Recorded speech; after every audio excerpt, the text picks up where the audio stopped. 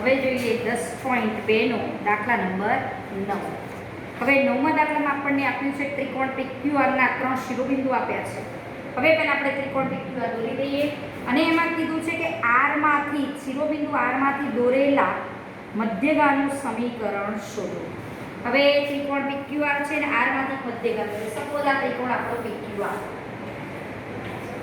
આપણે યામ મુકતા નથી, ખાલી ત્રિકોણ PQR ને ખાલી રજૂઆત કરી છે આપણે 2 1 આ એક બિંદુ છે અને -2 3 ના યામ છે અને r ના યામ 4 5 છે.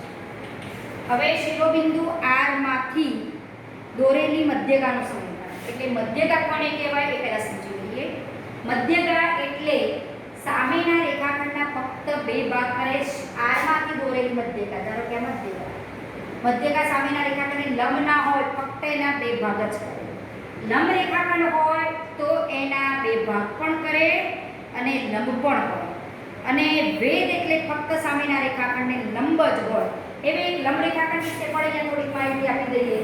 કોઈ ત્રિકોણ ABC માં એમ કીધું કે BC નો લંબ ને લંબ રેખાખંડ છે. તો BC નો લંબ રેખાખંડ એમાંથી પસાર થવો જરૂરી નથી. ખાલી આ રેખા કોઈ પણ હોઈ શકે જે ABC ને લંબ હોય એના બે સરખા ભાગ. બરોબર? આ રીતે લંબ દ્વિભાજક, વેધ અને મધ્યગા આટલાનો ડિફરન્સ ખબર હોવી જોઈએ. મધ્યગા ફક્ત સામેના રેખાખંડના બે ભાગ કરે. વેધ એ સામેના રેખાખંડને ફક્ત લંબ હોય અને લંબ દ્વિભાજક એટલે લંબ અને એના બે સરખા ભાગ પણ કરે. પણ અહીંયા જે લંબ દ્વિભાજક દોરો છો એ ત્રિકોણના શિરોબિંદુમાંથી દોરવો જરૂરી નથી. હવે અહીંયા ત્રિકોણ PQR માં R માંથી દોરેલી મધ્યગાનું સમીકરણ. હવે આ આપણું એનું મધ્યબિંદુ થશે PQ. તો મધ્યબિંદુના યામ એટલે 2 + -2 એટલે 0/2 એટલે 0, 1 + 3 4/2 એટલે 2. એટલે મધ્યબિંદુના યામ આપણા થશે M એ રેખાખંડ PQ નું મધ્યબિંદુ હોવાથી M એ રેખાખંડ PQ નું મધ્યબિંદુ છે. માટે M ના યામ એટલે 2 + -2/0 3 + 1/2 એટલે M ના યામ આપણા થશે 0 2. બરોબર? આ મધ્યબિંદુ. હવે R માંથી પસાર થતી મધ્યગાનું મને જે સમીકરણ શોધવું હોય તો R માંથી પસાર થતી રેખા RM છે. તો RM રેખાનું આપણે સમીકરણ શોધી કાઢીએ. માટે મધ્યગા RM નું સમીકરણ એટલે મધ્યગા રેખાખંડ RM ને સમાવતી રેખા એને મધ્યગાને સમાવતી રેખા કહેવાય. RM નું સમીકરણ. બરોબર? બે બિંદુ ખબર છે તો એમાંથી પસાર થતી રેખાનું સમીકરણ આને x1 y1 બિંદુ તરીકે વિચારો, આ x2 y2. તો રેખાનું સમીકરણ કયું હતું? x - x1 / x2 - x1 બરાબર y - y1 / y2 - y1. હવે અહીંયા x1 y1 બિંદુ તરીકે આ બિંદુ વિચારો એટલે 4x2 - x1 બરાબર y - y1 / y2 - y1. બરોબર? x - 4 / -4 = y - 5 / -3. આ -3 અહીંયા ગુણો, માઈનસ પ્લસ કરી દો એટલે 3 અહીંયા ગુણાય એટલે 3x - 12. આ 4 અહીંયા ગુણાય તો 4y - 20. તો 3x - 4y + 8 બરાબર 0 જે મધ્યગાને સમાવતી રેખાનું સમીકરણ છે. સાચું કે ખોટું જાતે ચેક કરી શકો. આ બિંદુ મૂકો બંને. જો બિંદુ આ રેખાના સમીકરણનું સમાધાન કરે તો આપણી મધ્યગા રેખાનું સમીકરણ સાચું છે. હવે 10મા દાખલામાં પૂછ્યું છે આપણને દાખલા નંબર 10.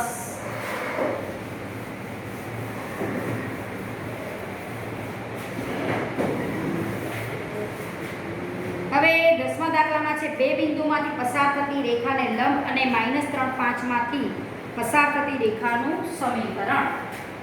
ધારો કે આ 10મો દાખલો, આ ધારો કે આ બે બિંદુઓ છે. એક બિંદુ છે 2 5 અને બીજું બિંદુ છે -3 6.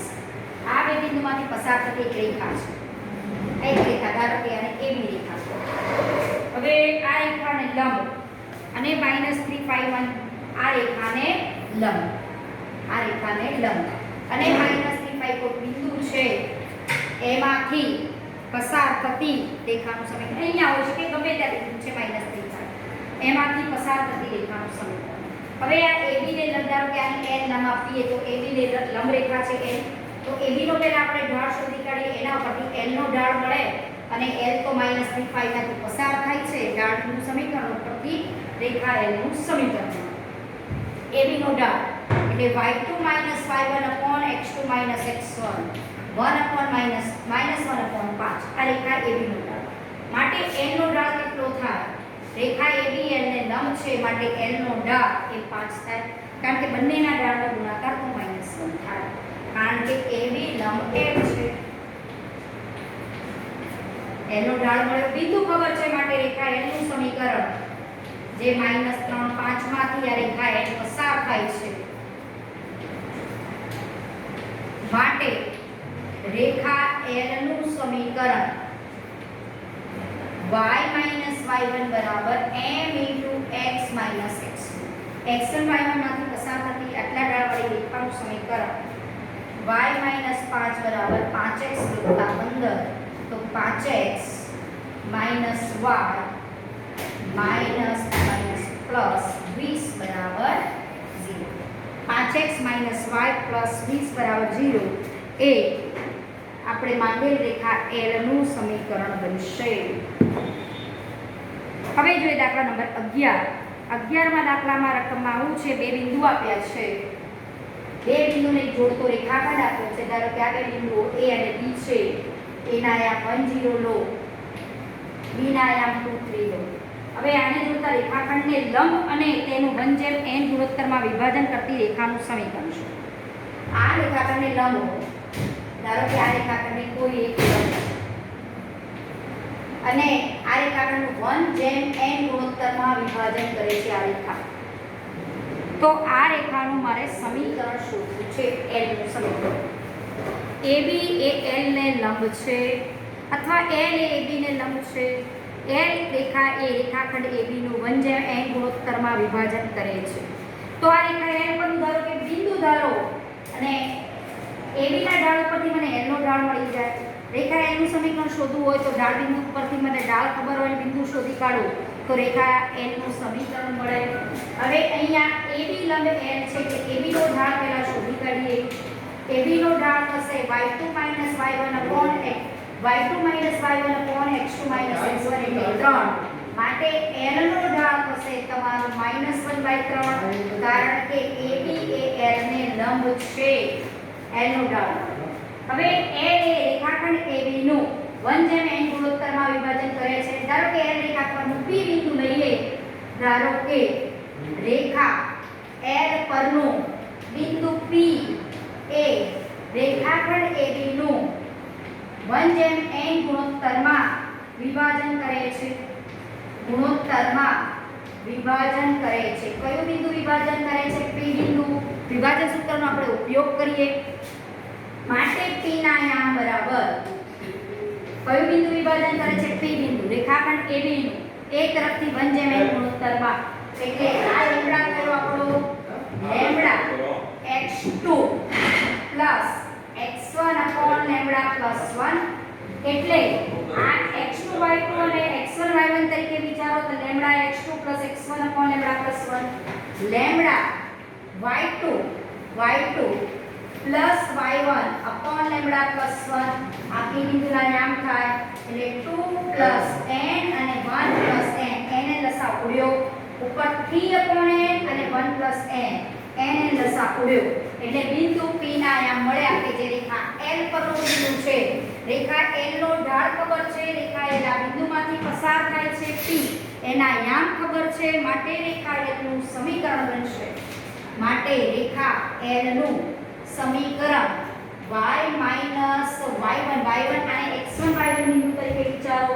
રેખાનો ઢાળ આટલો છે, એટલે y - y1 બરાબર m x - x1. x1 y1 બિંદુમાંથી પસાર થતી આટલા ઢાળવાળી રેખાનું સમીકરણ y - y1 બરાબર m x - x1. એટલે અહીંયા 1 n y - 3/1 n, અહીંયા -1/3. આ લસા લઈ લો, અહીંયા 1 n x -2 n બરોબર * 1/3 1 n લસા બંને બાજુથી ઉડી ગયો. હવે આ ટર્મને અહીંયા લઈ જાઓ તો 1 + n * 3y - 9 બરાબર -1 + n * x માઈનસ નિશાની અંદર આપે -1 વડે માઈનસ માઈનસ પ્લસ આ n વાળું x વાળું પદ સામે લાવીએ કે 1 + n * x + 1 + n * 3y બરોબર બરાબર -9 અને આ પદ સામે આવે એટલે આ આપણો 1 + n * x + 1 + n * 3y હવે આ આપણો થશે 11 - n માઈનસ કોમન કાઢો એટલે n + 11 પણ આ રેખાને તમે સામે લખવું હોય તો n + 11 પણ તમે લખી શકો એટલે આ શું હશે 1 + n * x + 1 + n * 3 * y આમ પણ લખાય બરાબર n + 11 જે માગેલ રેખા L નું આપણું સમીકરણ બનશે બરોબર હવે છે દાખલા નંબર 12 2 3 માંથી પસાર થતી યામાક્ષો પર समानांतर खंड कापती रेखाનું સમીકરણ પૂછેલું છે હંમેશા રેખાનું સમીકરણ પૂછ્યું હોય તો આપણો પહેલો ટાર્ગેટ હોવો જોઈએ કે રેખા કોઈ બે બિંદુમાંથી પસાર થાય છે જે ખબર પડી જાય તો એ રેખાનું સમીકરણ મળે બિંદુ ખબર હોય ને રેખાનો ઢાળ ખબર હોય તો એ રેખાનું સમીકરણ આપણને મળી શકે હવે આપણને આપેલી વસ્તુ પરથી શું શોધી શકીએ છીએ એટલું નક્કી કરવાનું અને એના ઉપરથી રેખા L બનશે હવે અહીંયા 12મો દાખલો છે 2 3 માંથી પસાર થતી યામાક્ષો પર સમાનાંતર ખંડ કાપતી રેખાનું સમીકરણ હવે રેખા કેવી છે 2 3 માંથી પસાર થાય છે એટલે આપણને એ ખબર પડી ગઈ છે કે આ રેખા 2 3 બિંદુમાંથી પસાર થાય છે હવે એનો મતલબ થયો કે આવું કંઈક હોય ધારો કે આ 2 3 બિંદુ છે આ રેખા 2 3 માંથી પસાર થાય છે યામાક્ષો એટલે કે x અક્ષ અને y અક્ષ પર આ સમાનાંતર ખંડ કાપે છે હવે આપણે એક સમીકરણ જોયેલું છે કે અંતઃખંડ કાપતી રેખાનું સમીકરણ જો x અક્ષ પર a અંતઃખંડ કાપે અને y અક્ષ પર b અંતઃખંડ કાપે તો અંતઃખંડ વાળી રેખાનું સમીકરણ આ છે x / a + y / b = 1 હવે આ રેખા બંને અક્ષો પર સમાન અંતઃખંડ કાપે છે તો અંતઃખંડ કાપતી રેખાનું પહેલા આપણે સમીકરણ લખી દઈએ અંતઃખંડ કાપતી રેખાનું સમીકરણ આપણું બનશે x / a + y / b = 1 અહીંયા બંને અંતઃખંડો સમાન કાપે છે આ x અંતઃખંડ કહેવાય જ્યાં a બરાબર છે રેખાનો x અંતઃખંડ અને b બરાબર છે રેખાનો y અંતઃખંડ બંને અંતઃખંડ સમાન છે એટલે a બરાબર b છે અહીં a બરાબર b છે તો b ની જગ્યાએ a મૂકો તો x / a + y / a = 1 તો આ x + y / a લખી શકો આ a લસાઈને જશે હવે આ રેખા શેમાંથી પસાર થાય છે આનો મતલબ થયો આ રીતે આ 2 3 માંથી પસાર થતી રેખા છે એ આપણી x અક્ષ અને y અક્ષ પર સમાન અંતઃખંડ કાપે છે બરોબર આ a અને b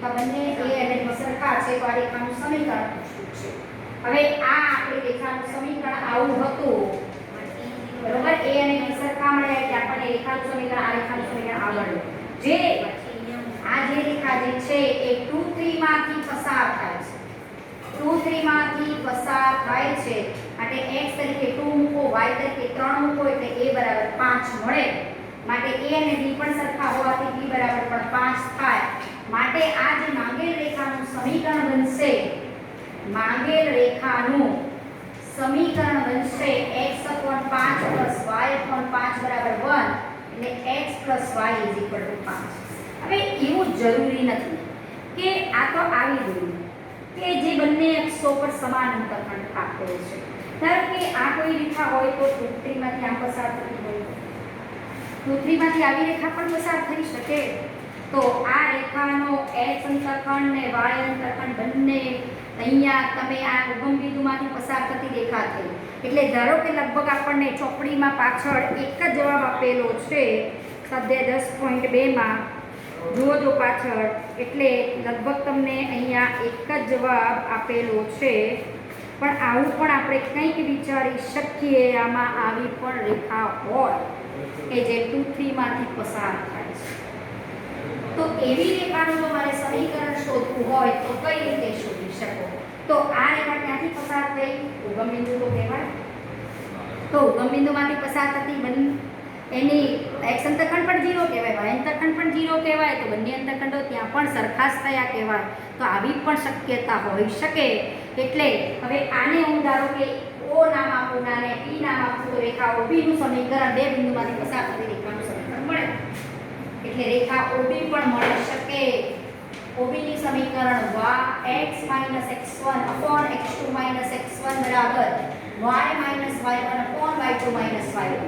आने x1 y1 बिंदु को x2 y2 बिंदु को तो x - x1 upon x2 - x1 बराबर y - y1 upon y2 - y1. तो आ આપણું સમીકરણ બનશે 3x બરાબર 2y માટે 3x - 2y બરાબર 0. આ રેખા પણ હોઈ શકે. બરોબર. એટલે આ રેખાનો પણ આપણે વિચાર કરવો પડે કે આ રેખા પર જે ઉગમ બિંદુમાંથી પસાર થતી અને બંને અંતખંડ 0 0 સમાન જ કહેવાય. એટલે તમે આ રીતે એને લખી શકો. હવે જ્યારે પણ અંતખંડવાળી રેખાનું સમીકરણ આવે મગજમાં, એટલે આ સમીકરણ આપવું જોઈએ. ઘણી વખત ખાલી શરતો બદલી હોય કે અંતખંડ કાપતી રેખાનું સમીકરણ આવે છે અને આ ક્યાંથી આવ્યું છે? એ આપણે બે બિંદુમાંથી પસાર થતી રેખાના સમીકરણ ઉપરથી જ આવેલું છે. હવે આમાં કોઈ શરત હોય કે આ રેખાનો x અંતખંડ y અંતખંડ કરતાં આટલો છે, y અંતખંડ આટલો છે, x અંતખંડ, આ બધું કંઈક શરતો આપી શકે. બરાબર. એક ટાઈપનો દાખલો લગભગ આપણો 13મો છે કે જેના અક્ષો પરના અંતખંડોનો સરવાળો 9 હોય અને 2 2 માંથી પસાર થતી હોય તેવી રેખાનું સમીકરણ શોધો. હવે જોઈએ દાખલા નંબર 13. હવે જેના ઉપર ના અક્ષો પરના અંતખંડો સમાન હોય 2 2 માંથી પસાર, એટલે અંતખંડો કાપતી રેખાનું સમીકરણ જ આપણે શોધવાનું અહીંયા છે. બરોબર. અંતખંડો કાપતી માંગેલ રેખા, અંતખંડો કાપતી માંગેલ રેખાનું સમીકરણ, માંગેલ રેખાનું સમીકરણ. હવે અહીંયા બંને અંતખંડો સરવાળો કેટલો છે? 9 છે. એટલે અહીં x એ x અક્ષ પરનો અંતખંડ છે, b એ y અક્ષ પરનો અંતખંડ છે, a + b બરાબર 9 છે. અને આપણે આ રેખાનું સમીકરણ શોધવા માટે a અને b શોધવાના આપેલ શરતો ઉપર. હવે અહીંયા a + b બરાબર જો 9 હોય તો b બરાબર 9 - a. એટલે અહીંયા b ની જગ્યાએ મૂકીએ 9 - a બરાબર 1. હવે આ રેખા કયા બિંદુમાંથી પસાર થાય છે? 2 2 માંથી પસાર થાય છે. જે 2 2 માંથી પસાર થાય છે. એટલે 2 2 બિંદુ આ રેખાના સમીકરણનું સમાધાન કરે. 2 કોમન કાઢો એટલે 2 * 9 - a plus 2a upon a * 9 - a સામે લઈ લઈએ a * 9 - a. એટલે આ આવશે 18 - 2a પ્લસ 2a બરોબર બરાબર 9a - a². -a² સામે આવે એટલે પ્લસ a² -9a પ્લસ 18 બરાબર 0. હવે 18 ના ભાગ પાડો પછી 9 આવે, 6 * 18 6 × 3 9. એટલે આના અવયવ પડે a - 6 અને a - 3. એટલે a ની બે કિંમતો મળશે, a બરાબર 6 કે a બરાબર 3. હવે આ સમીકરણમાં મૂકી દઈએ a ની કિંમત, આ નંબર 1 આપીએ અને 2 કહીએ તો 2 પરથી b કેટલા મળે? a 6 મૂકો એટલે b તમને 3 મળે અને a 3 મૂકો એટલે b 6 મળે. માટે માંગેલ રેખાનું સમીકરણ 1 પરથી, માટે સમીકરણ 1 પરથી x / a plus y / b બરાબર 1. આ એક સમીકરણ થાય. x / a plus y / b બરાબર 1. 3 અને 6 નો લસા 6 થાય તો અહીંયા આવશે x plus 2y upon 6 એ સામે ગયા અને આ આવશે 2x plus y upon 6 બરાબર સામે 6 ગયા. આ બે રેખાના આપણને સમીકરણ મળશે. x plus 2y = 6 અને 2x plus y = 6. તમે 6 સામે લઈ જાઓ તો -6 બરાબર 0 પણ લખી શકો. હવે આ દાખલા જ્યારે અંતખંડ કાપતી રેખાનું સમીકરણ આપણને ક્યારેય પણ પૂછે ત્યારે ખાલી શરતો બદલશે. આ એનું x અંતખંડ કયું કહેવાય? x અંતખંડ. અને b ને શું કહીએ છે? રેખાનો y અંતખંડ. અંતખંડ એટલે શું? આ રેખા x અક્ષ સાથે અહીંયા જે ભાગ કાપે ને એનો અંતખંડ કહેવાય. આ રીતે પણ હોઈ શકે, આ રીતે પણ હોય, આ રીતે પણ હોય, ગમે તે રેખા હોઈ શકે. અંતખંડ એટલે કે x અંતખંડ એટલે x સાથે જે ભાગ કાપે એ એનો અંતખંડ, અંદરનો ભાગ અંતખંડ. બરાબર. આ રીતે આપણે આમાં શરતો બદલીને બધા દાખલા બનાવી શકશે. તમને ઘણી વખત એમ પૂછે કે એનો x અંતખંડ y અંતખંડ કરતાં બમણો છે, x અંતખંડ આટલા ગણો છે, આનાથી આટલો ઓછો છે, એ બધા પૂછે. તમારો છેલ્લો ટાર્ગેટ હોવો જોઈએ કે a અને b શોધીને આમાં મૂકવાનો. બરોબર. a અને b શોધવાના આપેલ શરતો ઉપરથી, અને એ કિંમતો અહીંયા તમારે ખાલી મૂકવાની રહેશે. દાખલો ગમે તે બદલી શકાય આમાં. હવે દાખલા નંબર 14માં છે આપણી પાસે 0 માંથી પસાર થતી x અક્ષની ધન દિશા સાથે 2π/3 માપનો ખૂણો બનાવતી રેખાનું સમીકરણ શોધો. પહેલા આ શોધીએ, પછી બીજો પણ એને પ્રશ્ન કરેલો છે. દાખલા નંબર 14માં દાખલામાં આપણી પાસે છે 0 માંથી પસાર થતી x અક્ષની ધન દિશા સાથે 0 માંથી પસાર એક રેખા છે અને x અક્ષની ધન દિશા સાથે 2π/3 માપનો ખૂણો બનાવે છે. એટલે એનો જોબ θ બરાબર 2π/3 થયો. એટલે tan θ એટલે એનો ઢાળ કહેવાય. તો m એટલે tan 2π/3 થયો. x અક્ષની ધન દિશા સાથેના ખૂણાને આપણે રેખાનો જોબ કહીએ છીએ અને એના tan મૂલ્યને રેખાનો ઢાળ કહીએ છીએ. તો અહીંયા θ 2π/3 છે એટલે tan મૂલ્ય tan 2π/3 રેખાનો ઢાળ. તો આ π-π/3 એટલે આ થશે -tan π/3 એટલે tan π/3 એટલે એનું મૂલ્ય થશે આપણું -√3. આ માઈનસ નિશાન અને આગળ √3 છે. એટલે આ એક ઢાળ હોઈ શકે રેખાનો. બરોબર. અને આ રેખા આ બિંદુમાંથી પસાર થાય છે. 0 માંથી પસાર થતી આ આટલા ઢાળવાળી પસાર થતી -√3 ઢાળવાળી રેખાનું સમીકરણ y - y1 બરાબર m x - x1 x1 y1 તરીકે છે આપણી પાસે. એટલે આ આવશે √3x y -2 બરાબર 0. આ આપણી એક રેખાનો પહેલો જવાબ આવશે. પછી બીજો માંગ્યો છે. હવે એમ કીધું છે કે તથા તે રેખાને સમાંતર હોય અને y અક્ષે ઉગમ બિંદુથી નીચે 2 એકમ અંતરે છેદતી હોય તેવી રેખાનું સમીકરણ શોધો. હવે થોડો આનો ગ્રાફ બનાવી દે એટલે તમારો આઈડિયા વધુ ડેવલપ થાય. હવે 0 માંથી પસાર થતી રેખા છે જેનો ઢાળ આપણે જે x અક્ષની ધન દિશા સાથે 2π/3 એટલે કે 120 અંશનો ખૂણો બનાવે છે. થોડી ફિગર આની દોરી દઈએ આપણે. આ 0 બિંદુ 0 માંથી આ ધારો કે આપણી કોઈ રેખા છે 0 માંથી પસાર થતી x અક્ષની ધન દિશા સાથે 2π/3 માપનો ખૂણો બનાવતી આ રેખા છે. એનું આપણે જે સમીકરણ શોધ્યું છે. હવે એમ બીજું કીધું છે તમને કે આ રેખાને સમાંતર અને y અક્ષને ઉગમ બિંદુથી નીચે 2 એકમ અંતરે છેદતી હોય. 2 એકમ અંતરે એટલે કે ઉગમ બિંદુથી નીચે 2 એકમ અંતરે છેદતી હોય આ રેખાને સમાંતર. એટલે કે આ કયા બિંદુમાંથી પસાર થતી હોય 0 - 2 માંથી પસાર થતી.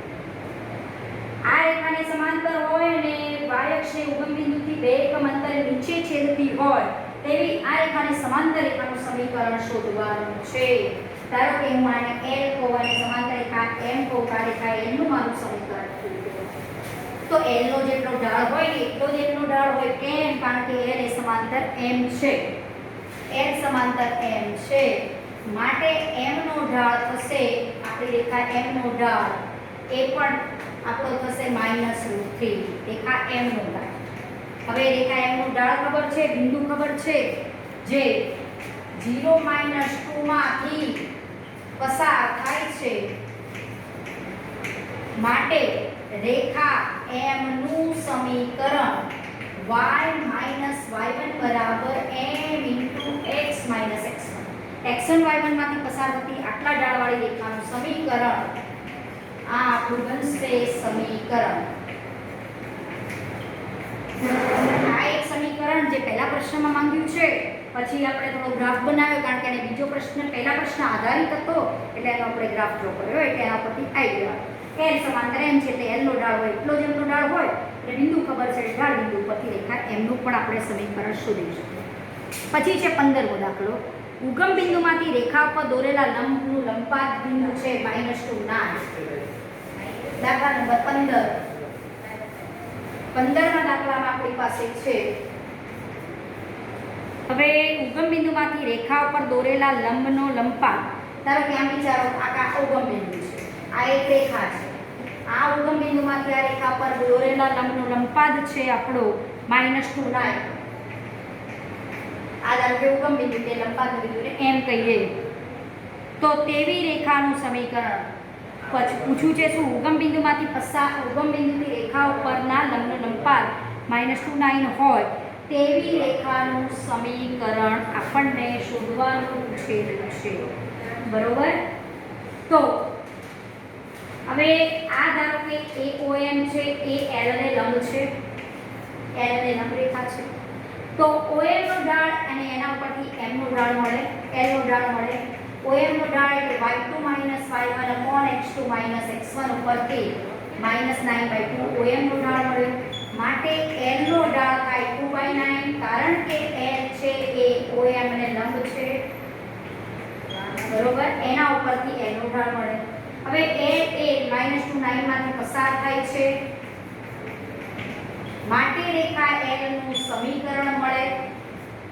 માટે રેખા L નું સમીકરણ થાય આપણું y - y1 બરાબર m * x - x1. x1 y1 માંથી પસાર થતી આટલા ઢાળવાળી રેખાનું સમીકરણ 9y - 81 બરાબર 2x + 4. આને અહીંયા લઈ ગયા એટલે 2x - 9y બરાબર આ માઈનસ અહીંયા આવે કે +85 બરાબર 0. આ આપણી રેખા L જે છે માંગેલ રેખાનું સમીકરણ બનશે. માંગેલ રેખાનું સમીકરણ તમારો જવાબ.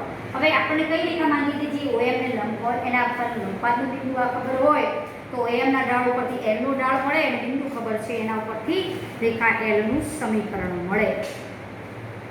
હવે પછીના જે આપણને 16, 17, 18, 19 ને 20 દાખલા છે આપણે પછીના લેક્ચરમાં જોઈશું.